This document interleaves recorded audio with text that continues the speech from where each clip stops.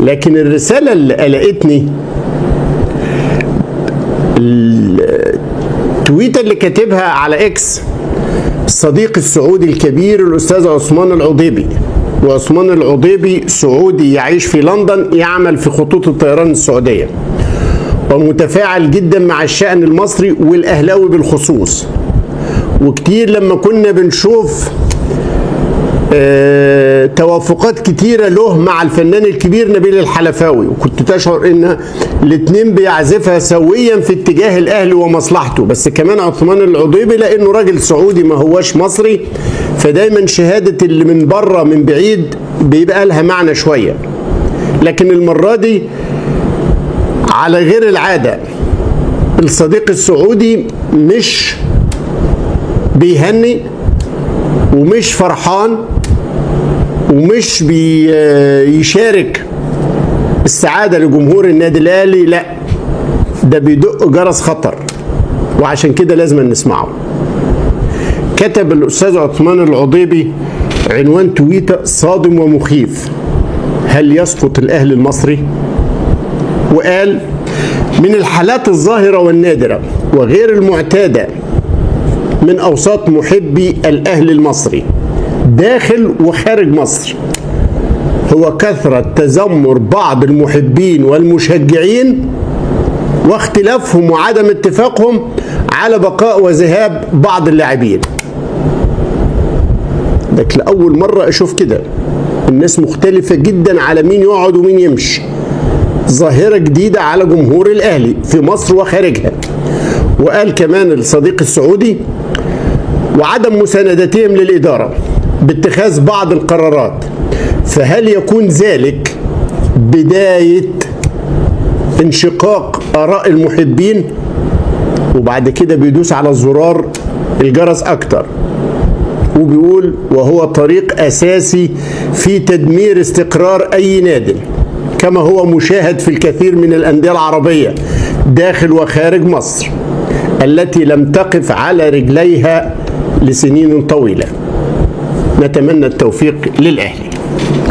معناته الكلام ده يا جماعة، الراجل سعودي ومتابع جيد جدا للكرة المصرية والوضع الأهلاوي، بيقول: أنا لأول مرة أشوف اختلاف بين جماهير الأهلي على مين يقعد ومين يمشي، والأول مرة ألاقي هذا الانقسام وهو بداية انشقاق أخشى أنه يكون بداية طريق مشيت فيه أندية أخرى وتاهت، اللي هو عدم المساندة لقرار الإدارة وعدم الإجماع على مصلحة الفريق.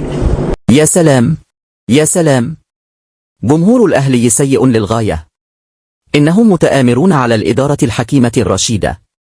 هؤلاء هم من سيتسببون في سقوط النادي الأهلي، وليس الإدارة الغبية أو المعارضين ولاد المعارضين. كيف لهم ألا يدعموا قرارات الإدارة الحكيمة الرشيدة؟ كيف يتجرؤون على قول هذا يبقى وهذا يرحل؟ كيف يغضبون الإدارة وهي تخرج أفضل اللاعبين بأعلى جودة، العمود الفقري للفريق، وتقدمهم هدايا للمنافسين بيراميدز والزمالك؟ هؤلاء الحكماء لن يسقطوا الأهلي، بل هم الناجحون الذين لا مثيل لهم، الذين تربعوا على عرش مزبلة التاريخ الموسم الماضي. كيف يتجرؤون على انتقادهم؟ يجب أن يتبعوهم كالأنعام. كيف ينتقدون أداء العباقرة الذين أخرجوا محمد عبد المنعم في موسم 2022 حتى يساعدوا الفريق على الفوز بدوري الأبطال والدوري والوصول إلى نهائي كأس العالم للأندية؟ وما إن خرج من النادي حتى ضمه المدرب الأجنبي للمنتخب وأصبح المدافع الأساسي، ولكن الخيبة عندنا أخرجته وأعارته. هؤلاء هم من علينا أن نثق فيهم ولنعارضهم من أجل هذا النجاح الأسطوري.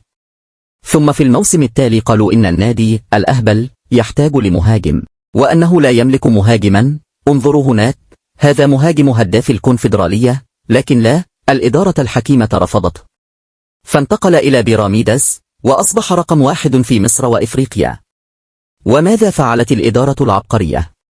جلبت لنا موديس، ولا ننسى ميكيسوني وبرونو سافيو وكارثة القندوسي الذي كانوا يدفعون له بالدولار ليشارك مع سيراميكا، ونحن نملك مكانا شاغرا لأجنبي.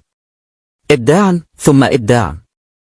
وبعد كل هذا لدينا موسم تاريخي، سوبر إفريقي مع الزمالك، على دوري أبطال، على دوري، على كأس عالم للأندية، ونواجه فريقا لا يتعدى مستواه 3 جنيهات اسمه باتشوكا، فيقوم هؤلاء العباقرة أنفسهم بإخراج محمد عبد المنعم مرة أخرى ويستبدلونه بيوسف أيمن.